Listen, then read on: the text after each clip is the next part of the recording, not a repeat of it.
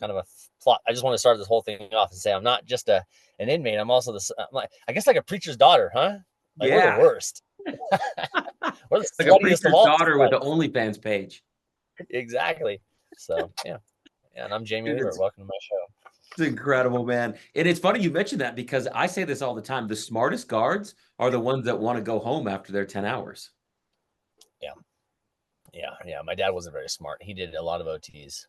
No, so Yeah. but And those I guys don't do think a I lot of time. I was in San Quentin years ago and met this dude, this CO that was 6'8", like 275 and lunchbox hands. And he was like, man, the first 3 years I thought I ran gangland. He's like, but the last 20, I've had to use my brain because I, I'm the one that wants to go lay in my bed at night. These guys could care less if they wake up and stab me. real shit, right? So my dad, that's what he says. It's I hear a lot of the cool stories, like the worst. And my dad, when he first got in there, he was using inmates as his own device to for pain. He had his own pain in his life, so he was the first one booted up, going into the cells to extract, and didn't care. And so that was his get down, right? And he had his own demons he was battling. And home life wasn't so great either with my mom. So like dad didn't really raise us, huh? But mom's like a full-blown alcoholic at this time, so it was kind of a fucked up situation. Mm. So dad just did everything. I don't know if he needed the money or what it was, or if he just didn't want to come home and deal with the kids and everybody like that. So, that's life though, huh? But I always joked, I said, I might have done 4, but I think he's done a life term for sure. 2025, and then, fucking every month and an extra 10 shifts. So Yeah, I agree with you on that. Do you think when you look back on the childhood, were the drugs a result of just curiosity or was it a result of, mom and dad and the confusion that leads to for me or them, for you? I think you're a product of your environment, man. I think as much as you want to say that we're not, we are. My mom's an alcoholic. My dad was a badass. My uncle did some time. He was, in the drug game as well. And I think that, um, I think we, I think when you have parents that are emotionally crippled, that they don't teach us how to deal with our emotions. So I think we resort to, like, back then, I'm 42, yeah. So back then it was Ritalin, which is an amphetamine. And, like I'm selling that shit at school before, like real quick, huh? So I figured that out in like, elementary school. So, I think that you're a product of your environment. And then we use these drugs as a coping mechanism, and it makes us not feel like, because I didn't have the sports back then, yeah. So you are really just trying to not deal with what's going on at home. Like, so I grew up in group homes, yeah. So like if home is fucked up, I feel abandoned and betrayed by my family. You're in a group home, you're that new kid, right? Like, and I'm fucking awkward, right? So I'm definitely getting bullied and fucked with in the group homes. So then you go to school, and then you're that fucking kid who's in a group home. So then you're that fucking weirdo showing up in this 12 passenger bus. But not only that, I'm special. So I have a learning disability. So I'm showing up in a fucking yellow short bus with all these dudes getting out with fucking helmets on. So I had a pretty rough school. So drugs were like obviously my way to just to deal with this. We didn't have social media back then, right? So at least the bullying stopped kind of when we would go home, huh? But obviously things changed as I got older and became bigger, and got tired of getting the shit kicked out of me, huh? So I think we're a product of our environment, and we deal with our I deal with we they don't know how to deal. How can someone who doesn't know how to deal with their feelings and their shit teach you how to deal with your shit? So I think it's just a I think I it's think one it's of just a the I think it's one of the biggest reasons I was in a prison last week and I'm such an advocate for lived experience. Like I don't want to take anything away from caseworkers and program managers and people who want to do well, but a middle-aged, middle class, a white lady, trying to relate to an 18-year-old gangbanger that just got 40-year sentence, unlikely, unlikely.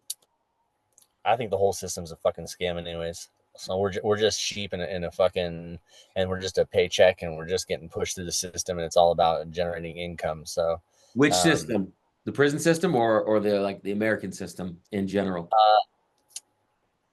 So, uh, so definitely the incarceration system. I Agreed. think it feeds itself, right? Agreed. Because let's say, I mean, I've done, so I had this podcast I was doing, it was called Breaking Stigmas, and I was working with people who were suicidal, going through depression, incarcerated, whatever. And what I was like, when I looked into, was the biggest thing was the suicide rate, huh? So I dug into it, and I had this theory that mainly, so let's say that I'm incarcerated, and obviously when I get out, the female that I choose is gonna obviously be damaged. Sorry, babe, I love you, but she was damaged anyways. So 2D, yeah, different story, different day. But so we're damaged, yeah. Like there's no ways around it, because we're incarcerated. So it's not like we went through rehab. We were just basically detained, caged, and fucking dealt with until we were released, and with expectations of 80% recidivism, expecting us to come back into this fucking program. So now we all of a sudden have a child, or already do have a child, but we don't have the capacity to give this child a healthy home, right? So next thing you know, we're teaching this child racism. We're teaching this child fucking, you know, we're teaching this child all the things that we learned in the system, yeah, because that's what we know. So all of a sudden, this pattern happens. Now this child's having issues. Now you've got fucking maybe, you know, like the what is that called, the parents, you know, are getting in trouble for abusing the child, or something's happening. And now all of a sudden the system's trying to take this child out of the home because they think the child's going to be better off, but it's not, right? The child's going to be better off fucking with the foster care or some shit like that. And then, you know, you got issues at home. And I think this pattern keeps repeating itself. Now this kid goes into juvie, that juvie turns into fucking one, instead of giving him a military or some kind of community fucking service or something to further educate us and rehab us, we just go into this system as well. And I think that's like, they know this, right? Like, we're a fucking smart country, and I'm not a smart man, but if I can fucking see that this is what's happening, then how does our government not know that this is happening? So I'm pretty sure that they want to keep us stupid, and they want to fucking keep this program feeding itself forever, because someone's making money and it's a machine. And that's all I got to say about that. I think A it's a ton of machine. money, a ton of money, and I'll give you some context around it. Is that you look at the $1 billion that they spend to build one of these institutions, the return on that investment is usually less than 3 years. Like How about the fact that yeah, go I ahead, mean, like sorry. I can go down some pretty intense rabbit holes. I've been kicked out of a lot of departments of correction because of my views on this. But the reality is this, Jamie, is if there were no Amazon packages, there would be no Amazon. If there were no inmates, there would be no. And so I can give you instances. I mean, and my content included, we did a 5-year study with our program, an immersive, entrepreneur and training program, an immersive program for 5 years. Our recidivism rate ended up in the teens. And a side-by-side study with that state, their recidivism rate was over 80%. And Yeah. so after that 5-year study concluded, they said, thanks for your work. Please don't call us. Yeah, exactly. No, and the fact that you can privatize a prison system, like I Oh, do not, man. I'm not being a smart man, but I am a fucking savage CEO. So I can tell you this, like, I have one goal: to make as much money as possible for my business. And if I'm the person who is building this prison and it's privatized and I have shareholders, I have one fucking expectation of me, is to produce as much income as possible. Well, if my product is fucking humans, then it's my one job to put more fucking humans in this compound, right? It's not rocket science. So Period. why are we allowing people to fucking privatize a prison system, right? Why do we have more prisons than we do colleges? I mean, What? why do we have, 5% of the world's population and 40% of the world's prison system? When there are, I mean, you're a well-traveled man. There are prisons around the world. I can give you several examples. You look at Eastern Europe. You look at, I'll give you one right now that'll blow your mind. You take Brazil, right? Quote unquote, third world, right? That they want us to believe. And Brazil will take you, and Brazil will say, let's pretend it's an energy company. All right, we own this utility company. Now the inmates are going to go out and work for the utility company, and we're going to pay them a reduced wage because we're taking care of their living situation. But there's a point, Jamie, of diminishing returns, back to your CEO comment, where this inmate is, let's say, making $15 an hour. And if they get put on the street and they've been with the utility company, they should be making $30 an hour. And now they would be a tax-paying citizen, which would be a benefit to society. So there's a point of diminishing returns where the country of Brazil says, hey, Jamie, we have reformed you enough. We have rebuilt you enough. You have proven yourself worthy. You're actually more of an asset out there than you are in here. And you know how they get that? Finances, to your point. So I think we have right now, I was doing market research, and I think there's 70 million people incarcerated in America, if that number is correct. Right. So can you imagine if you educated, let's just say that a third of those people will never get out. Let's say the other third are fucking idiots. Yep. Let's just say so. A third of them are just, middle class people that made fucking mistakes or did something wrong. Yeah. So let's just say that roughly 25,000 people per year we could put out into the streets with a fucking education. If we force people to learn a trade, if we education, or made them go to school, like Switzerland, Norway, all these places, they actually rehab people. So I was obviously fucking slamming meth when I got arrested. I went to like a couple month rehab program, like to get a year off early, and it was a fucking joke. Yeah. So like there was no rehab, and I don't know, I think there's too much proof that we're not designing this to rehabilitate people to put them back into society, but we just want to feed the machine. Well, and you talk about it as a machine. This is one that really freaks people out. If 7 out of 10 Delta airplanes fell out of the sky every day, Jamie, every day, and everybody on there died, there would be no more Delta Airlines in 12 months. Not only would there not be more Delta Airlines in 12 months, they wouldn't say to you, hey, guys, good news, we've given you more funding for more planes. Yeah, exactly. That, like, yeah, but this is 101, homie. Like, there's a reason here. And I say this every time I go in. It's one of the only places I've ever been that you can have no idea about an outcome and no proof that what you're doing is good, and you still don't worry about your job. Could you even imagine that? Take any company on the planet, from Google to Red Bull to Nike to whomever, and if you said, hey, we're going to pull out 2,000 of these employees, and they're going to go, yeah, man, I don't have a clue about what we're doing here, and I don't even know if it works, but we still get a pension.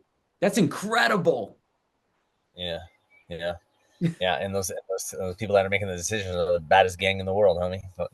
Man, it's so true. You did 4 years. Where at?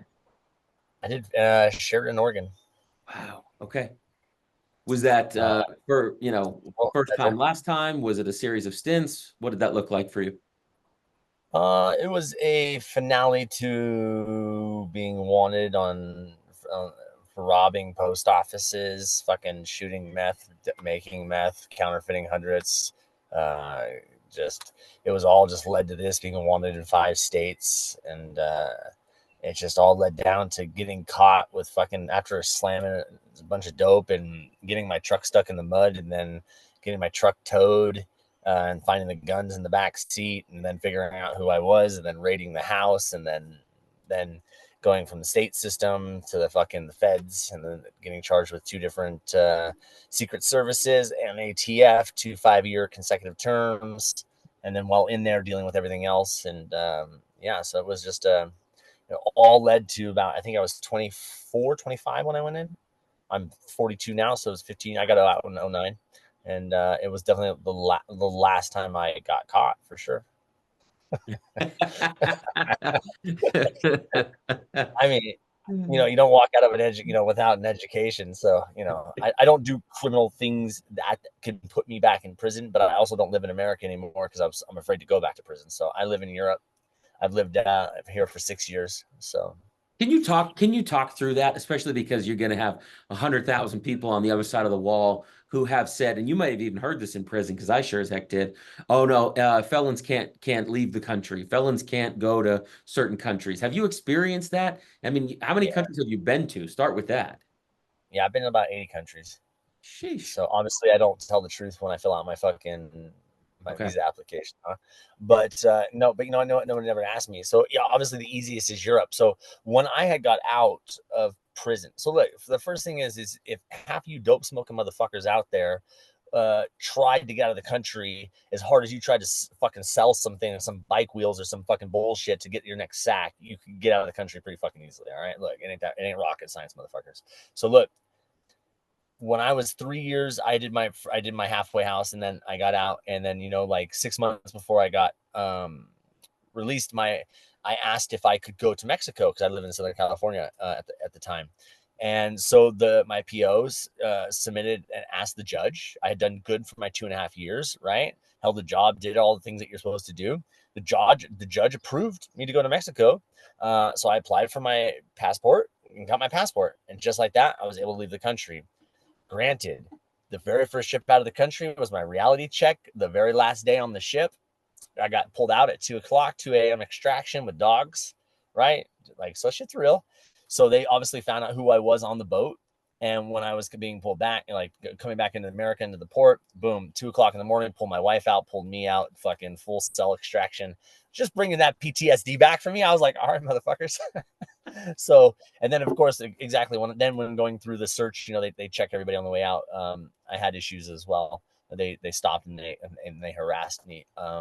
But honestly, like, I have never had a problem in any other country as a felon, and it is the biggest relief in the world because, like, in America, I'm a state. I have strikes in the state, and I'm a federal fucking inmate, right? So my last stretch put me at fucking at different levels. So like state was different, right? State, the judge has discrepancy, and whether you have one strike, whatever, that all that bullshit doesn't matter. All you motherfuckers know what I'm talking about. But in feds, it's fucked up, huh? So we have the offense and we have history.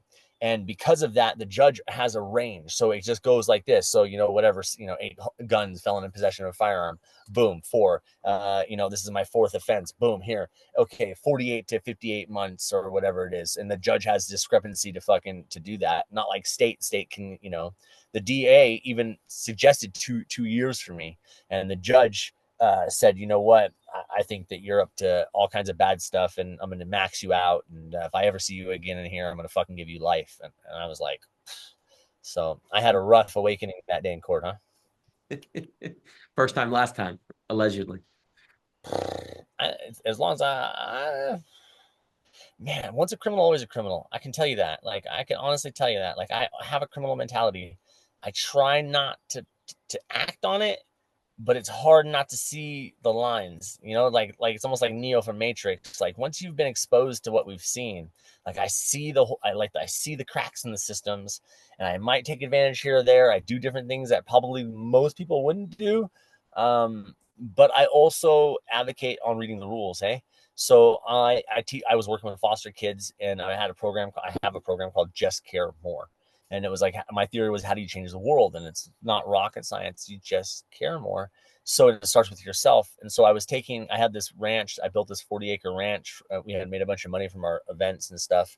So I bought a property, and I was taking the street kids, and I was taking them up to this ranch in the mountains. And I was like teaching them how to use power tools, dirt bikes, rock climbing, shit like that I know how to use. And what I learned is that I would tell these kids a harsh reality. I would, like, these are kids that have been molested. These are kids that parents are fucking gangbangers, drugs, whatever, And I would tell these kids, I was like, I'm going to tell you something, that when you turn 18, they're going to kick you out of whatever system you're in. They're going to give you a fucking black trash bag, and you're going to go out into the real world. And I'm going to tell you this, and it's going to suck, man, but nobody gives a fuck about you. Not one human out there cares about you or what happened to you. You are now accountable for yourself.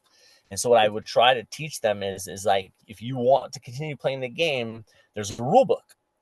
And if you want to, educate yourself, there's rules of what you can and can't do, taxes, banks, or whatever, all these different things. I said, read these rules.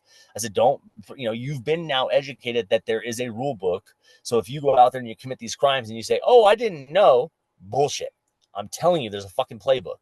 Read it. If you want to break the rules or play on that line, at least know what the consequences are, so that you are educated with the decisions you're making. And the kids, like, blew their fucking mind, because it was the first time someone told them that, like, hey, nobody cares that you were molested and that the world's out to fuck you, and there's, but there is an opportunity in a way for you to get ahead of the system if you are willing to put in the work. And these kids were like, they were super receptive to it, so it was cool. Honesty and transparency, that for sure. It's that lived experience though, because you're telling them exactly what you felt. I read the rules. I'm really good at reading the rules. I'm really good at it. Really good. Not back then. Not back then. Not back then. I didn't give a fuck back then. But now, honestly, after taking our freedom, we all of a sudden have a newfound appreciation for it, right? So obviously now we protect the one most precious thing to me is my freedom. So better believe it now. Educate myself. Speaking of that freedom, how did that transition? When did you start jumping off of things, and when did this? Well, let me rewind, because correct me if I'm wrong, but your stardom, if you will, started with the events company. Yes. Stardom, I guess. Well, we were throwing events. Everybody kind of talks about you in terms of like the inflatable runs, the events, and then it moves into like, oh, he's the first guy that's going to jump off of something in every country. I would say that I was more infamous in the run company, if anything, than but how come infamous? Well, so let's imagine how many listeners you have out there. Man, that are in prison. 500,000 at least. Okay, so let's say 1 million of you have never ran a business. Let's just say half of you motherfuckers have never ran. Drug dealing is a business. I understand that, but I'm not talking about that, motherfuckers. Listen. So let's say you've not ran a legitimate business before. And within that first year, you sacrifice everything, right? You go all in. And let's just say that year one, your company makes $4.1 million. You're going to make a lot of motherfucking mistakes. So now I've got 150 employees. I have no idea what I'm doing. I'm throwing 25 events a year.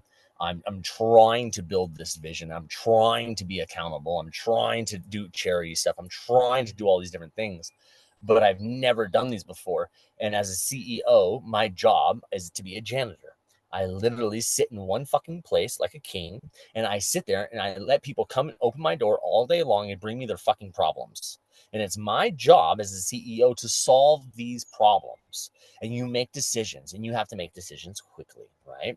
So there's no way that I can get all these things right. It doesn't matter. I don't have the knowledge or the experience to make the right decision every time.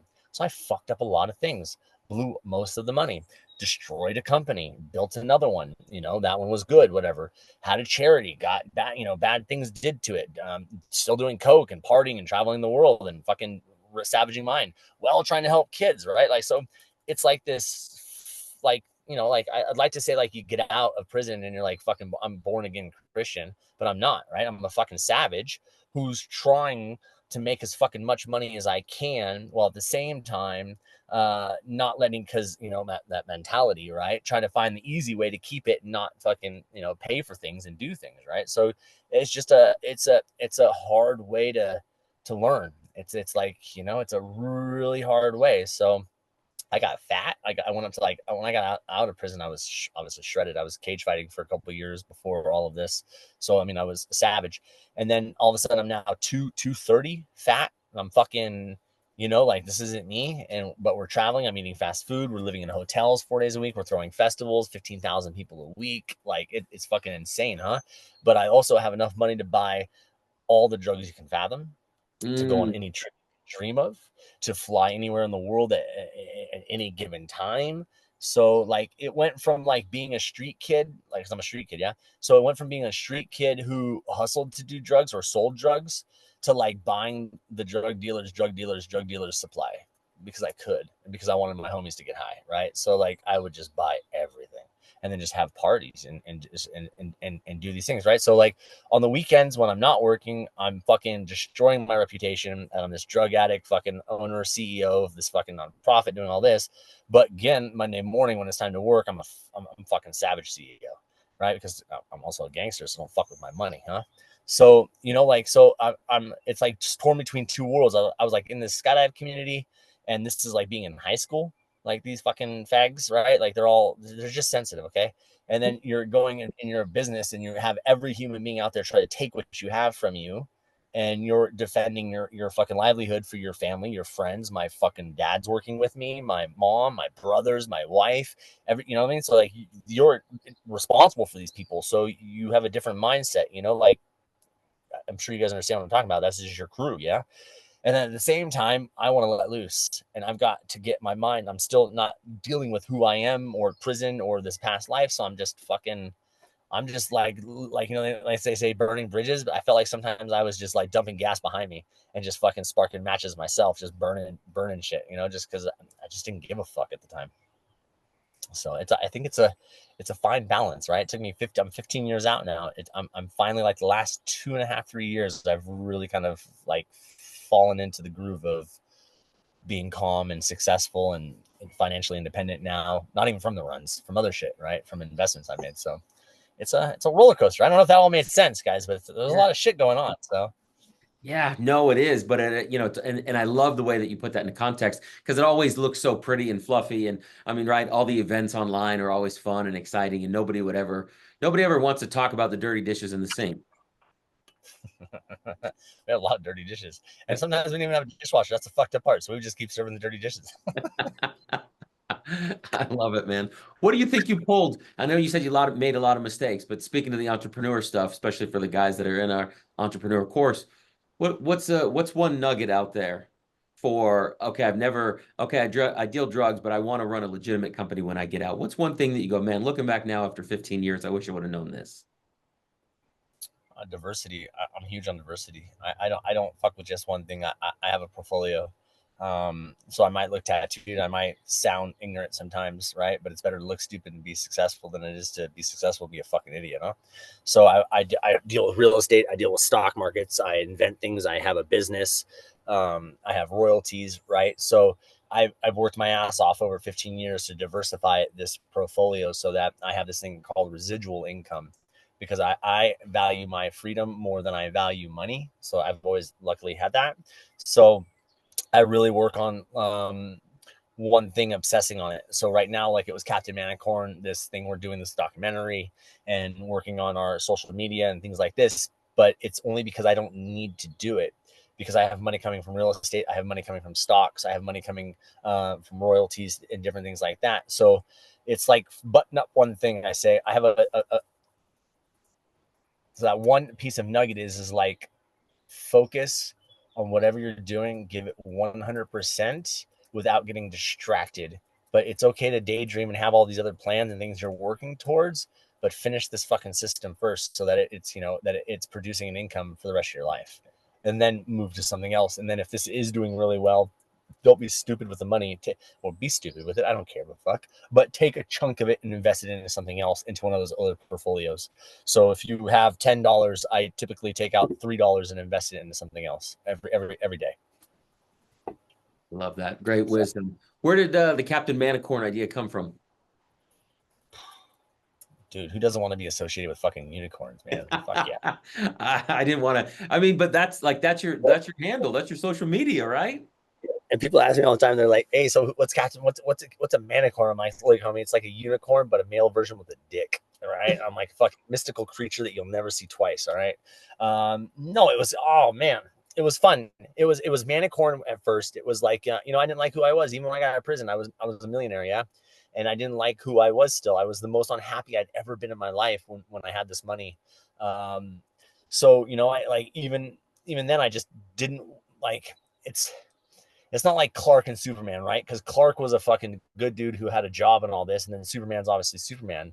I was like this convict who the world saw as a piece of shit, but I wanted to be better. I wanted more. I wanted to be seen differently. So Manicorn was this fun way for me to do that.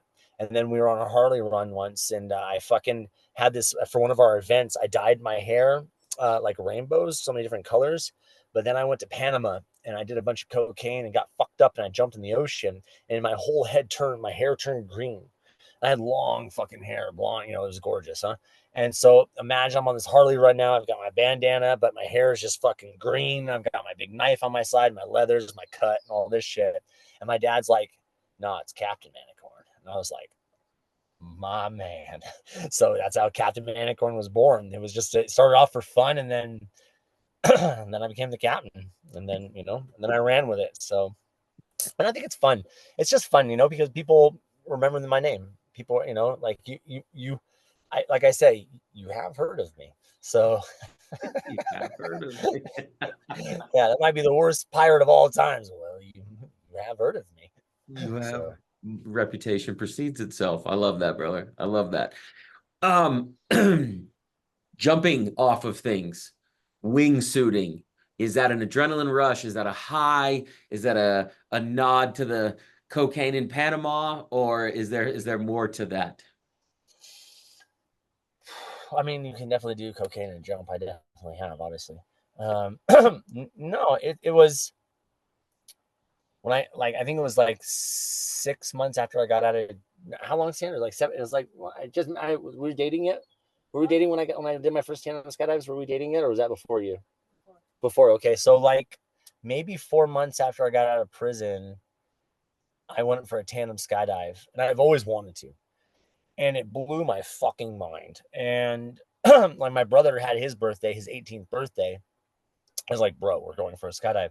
So my dad bought him a skydive. We go to this place in Ventura, California, and we go for a skydive. And he's cocky, he rides motocross and he's doing big tricks, big air, and he's a fucking redneck from the desert and all this. And we get up in that plane. He's 18. He's fucking blah, blah, blah, blah, blah, blah. And he's sitting by the door. And like, so it's on 182. So it's a small plane with a side door, and you're fucking sitting in this T8, the tandem instructor's lap behind you, TI. And all of a sudden, my brother's like, blah, blah, blah, blah. And the TI opens the door. And I just remember that look, my brother like looking out and then looking back, and his face went white. Whoa. And I was like, yeah, motherfucker. I said, that's what we're about to do. So that's the kind of the feeling. It's like, you're jumping from 13,000 feet, and it's ridiculous. And it just became my way out.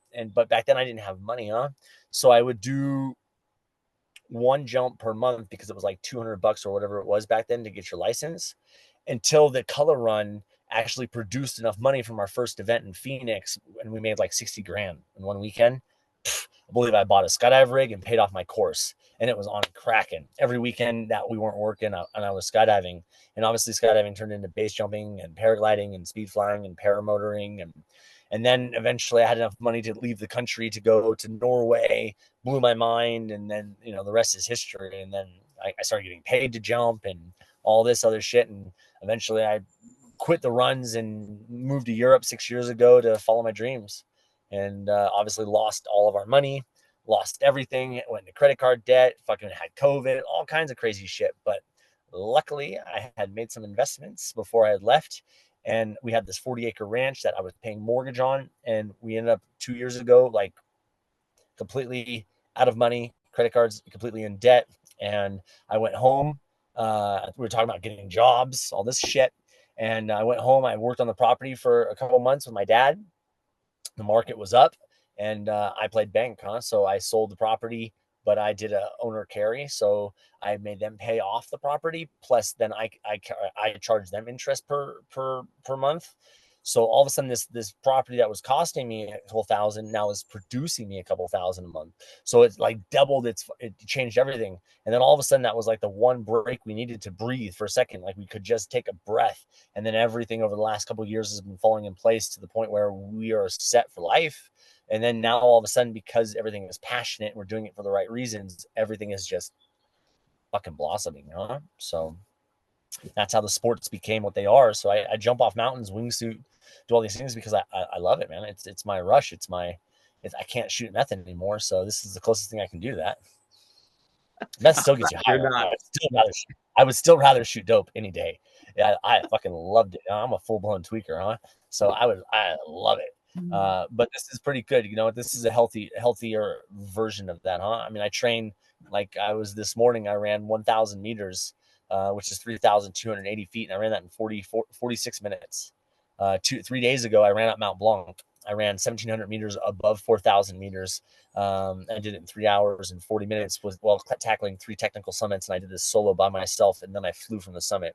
Before that, I fucking climbed a technical route. So I would say I'm in the best shape. I'm 42 years old, and I'm in the best shape of my life right now. I'm financially set. I'm in the best shape of my life. Everything's great with my wife. Things are great with my family.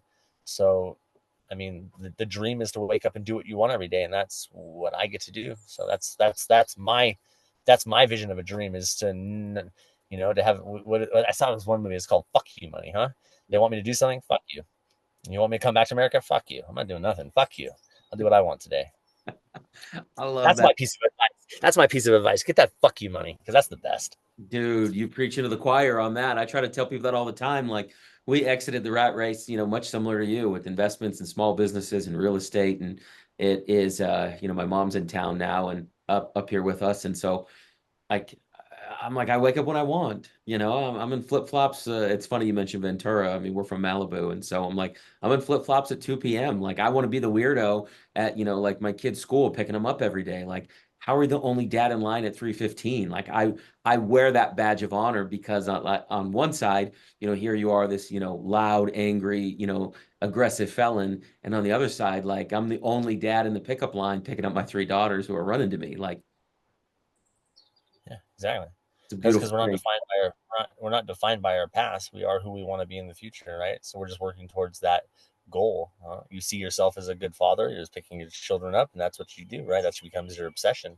So it's the same for anybody that wants to better their life. If that's what you choose, then you will. If you want to keep fucking thugging and banging and fucking doing what you're doing, you're gonna go back to prison, and you're a fucking idiot. So it's not rocket science. Like, it's a recidivism rate is 80%. It's even higher for people who are committing robbery or something like that, right? And obviously that's what I did. So imagine the statistics if it's 8 out of 10, and then imagine the people who have a successful business, and then imagine the people who have a successful nonprofit, and then imagine the statistics of having to become a professional athlete in my 40s, right? Like, but it wasn't fucking hard. It just took sacrificing all that bullshit and committing to this new path. And I think anybody can do it. I really do. I don't care if you have fucking tats all down your face. I don't care what you have. I just think that people are afraid to make that transition, that commitment to who they want to be. And I think that's the biggest issue that we have in our system right now. Is that because of fear of retribution from others or what people think of us? Well, obviously humans are always driven since the beginning of time about, we always care what people think. No, I think it's self-worth. I honestly think it's because of the value we hold for ourselves, right? Like, so I'm a narcissist for sure. So I have a high value for myself. That took a long time to love myself, to know who I am. I don't wake up tomorrow guessing what I'm going to do or who I am. I know who the fuck I am. So I know why I do what I do, right? And I think that a lot of people that are getting out of prison, we just feel it's like, here's an example. Like, let's say that you go to the pound and you rescue a dog, right? When you get that dog home, that dog, there will always be in its eyes the memory of that fucking cage. And that's a hard thing for us to let go of. And I think other people have a hard time letting it go. I know I have PTSD from prison. Like, it's the crazy I can't go one day. I can't go a fucking couple hours without thinking about prison. Same. It's crazy. 15 years later, yeah. It's not like it's a paralyzing thing, but I can't watch fucking convict movies. I can't watch things like that. And I only did 4 years, right? But I mean, I have 15 altogether with group home. I have 15 years in the system. So there's not a day that goes by, like even an hour or a couple hours, that I don't think about prison.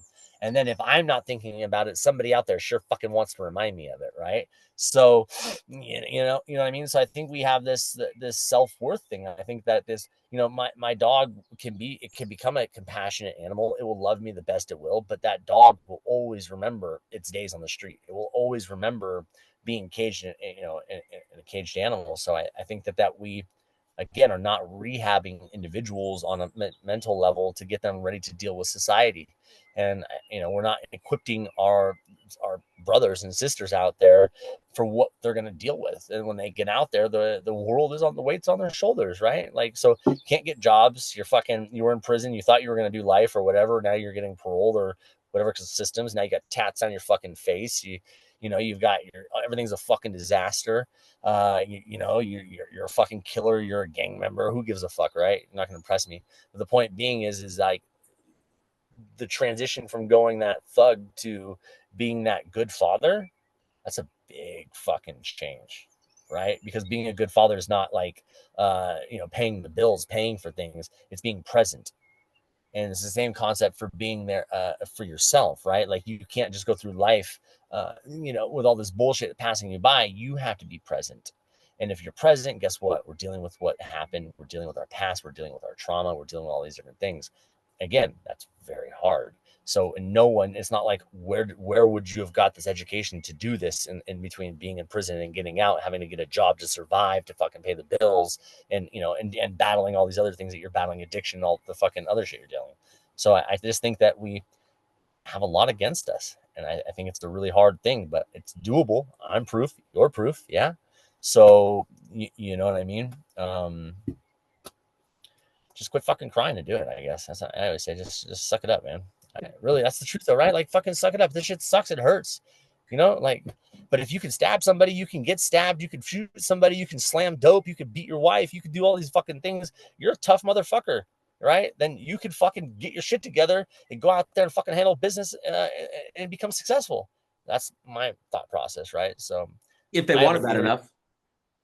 If they want it bad enough. But like, let's be honest, everybody out there is listening to this, but you're not scared of prison. I wasn't scared of prison. Prison was fucking easy, huh? Easy. Like, dude, they give you 3 meals. Yeah, it's a lot of starch. The meals suck, but you're sitting down with your homies. No Breakfast is made utility for you. bills.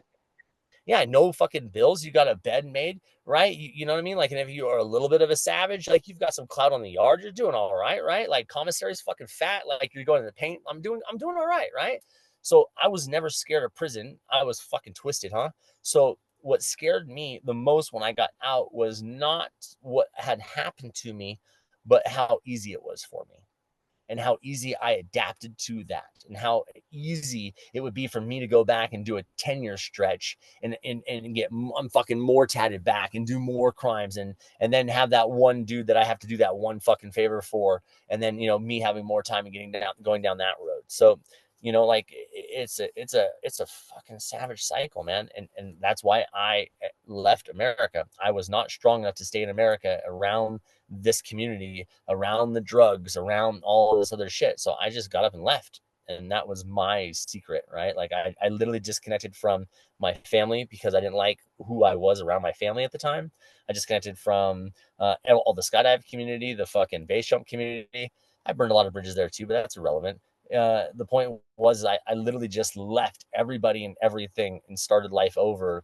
And I used these last 6 years to figure out who I am, right? That's the work that I put in, and I think about this 18 hours a day, every waking moment of the day. I'm thinking about what I want to do, who I am, how I want to get there, my plan, my goals, my dreams, what mountains. Then I make a fucking savage plan, and then I work this plan, and I don't fault for anything. Nothing can derail me from my plan.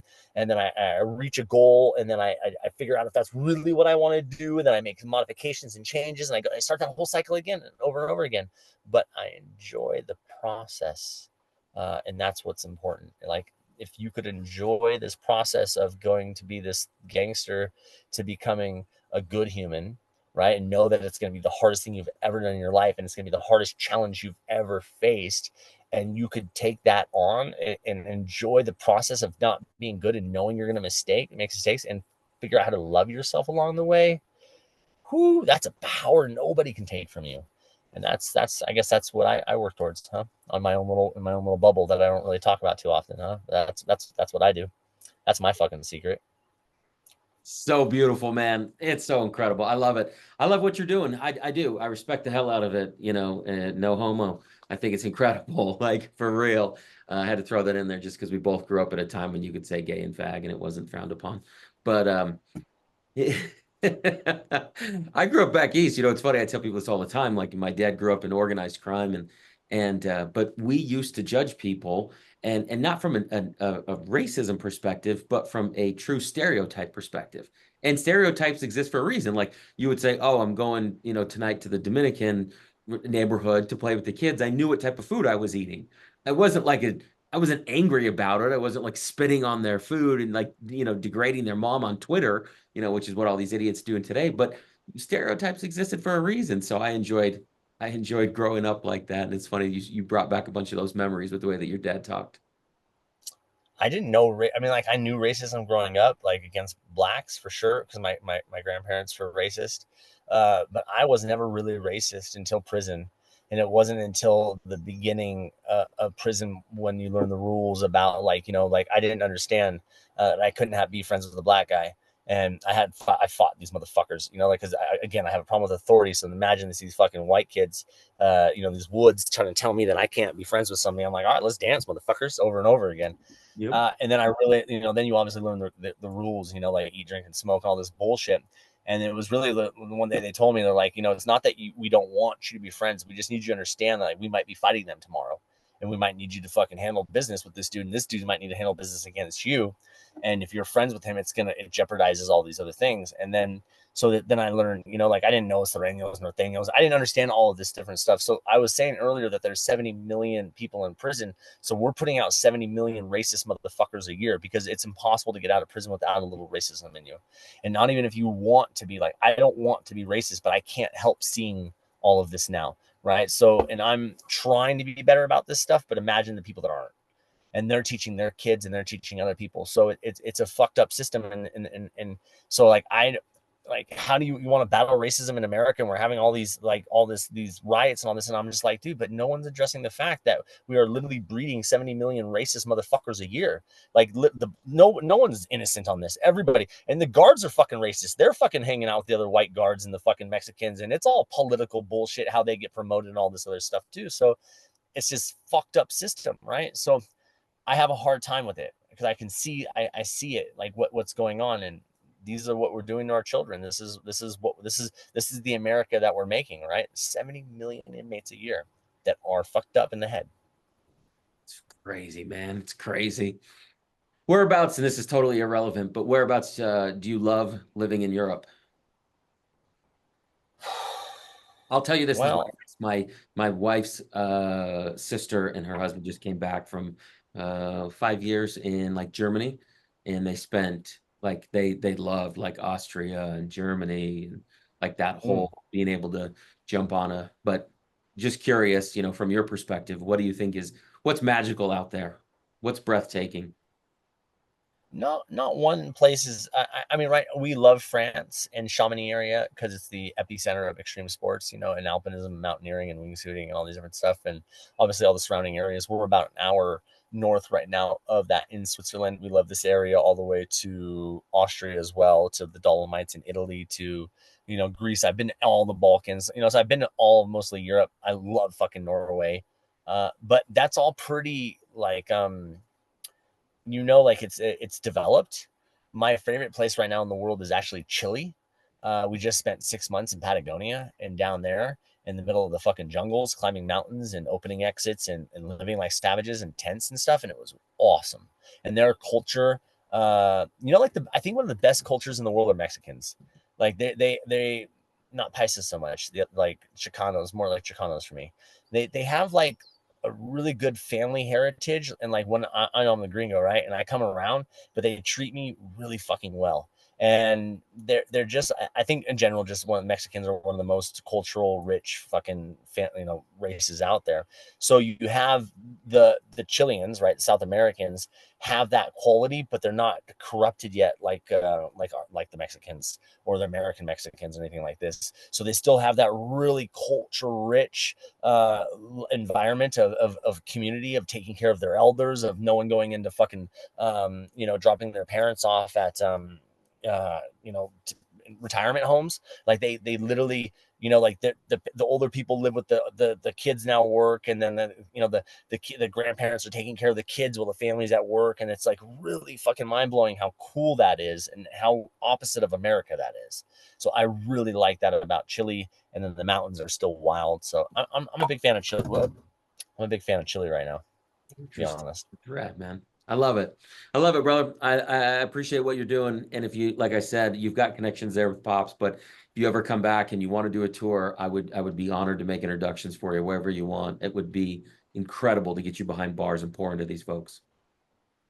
I time and a place. We're getting there. I don't have. I want to get this documentary done and have this and take it. And the goal, I'm building this documentary, Battling Monsters. My idea was, it's a, business used to say, who's your audience? I'm building this for the 12-year-old version of myself.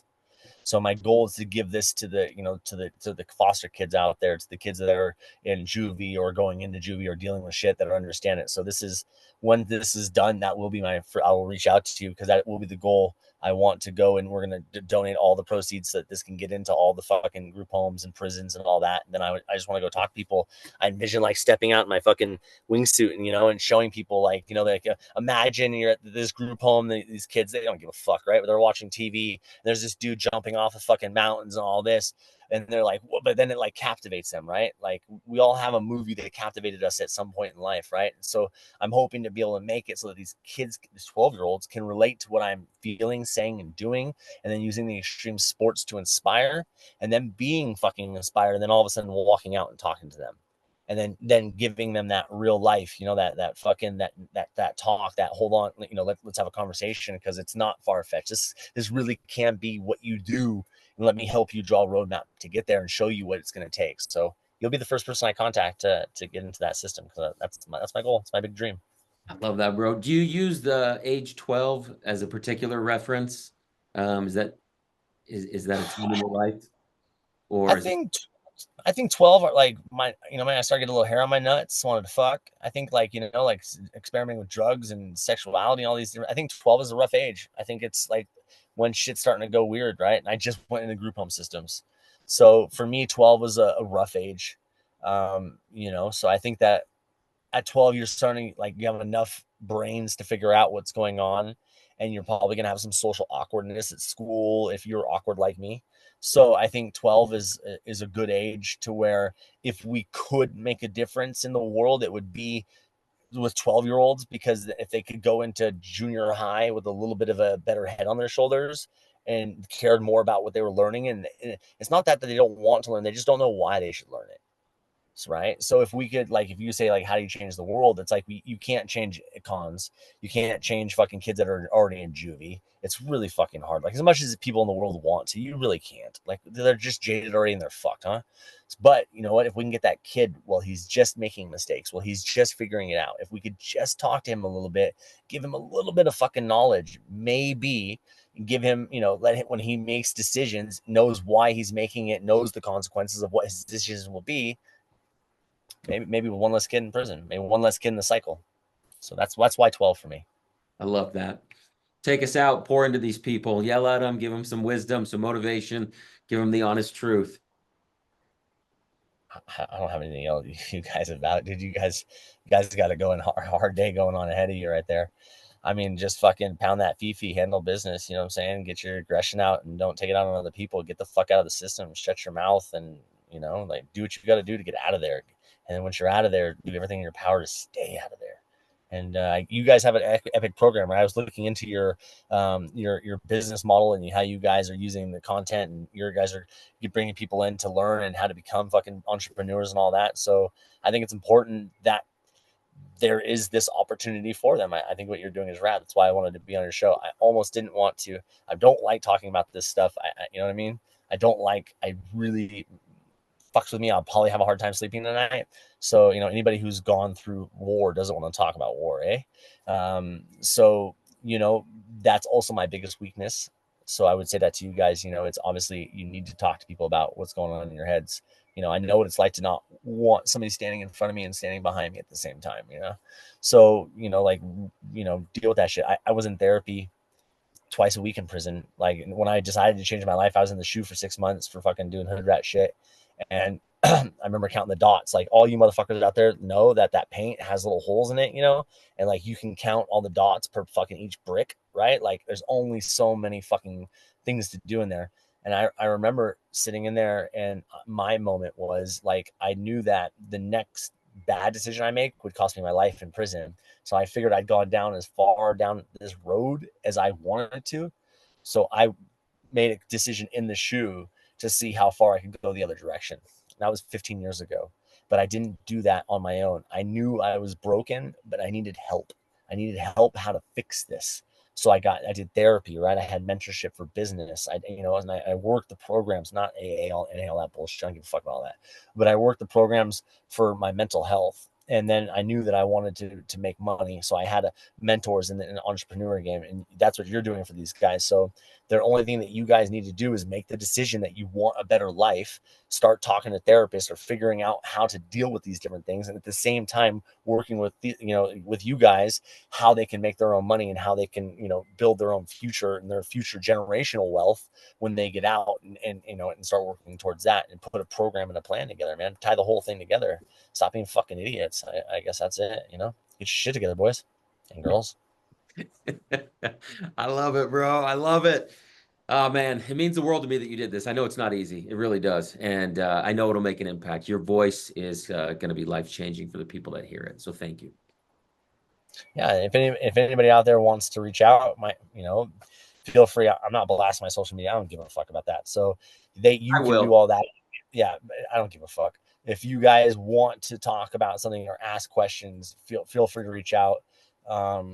It doesn't matter what it is. Talk to me about anything. Like, you're not going to fucking shock me or surprise me. I promise. Right. So, if you feel like you need to reach out and get some advice on directions in the sports and where to start or what it is or business, then reach out, and I'm sure between you and I, we can help somebody.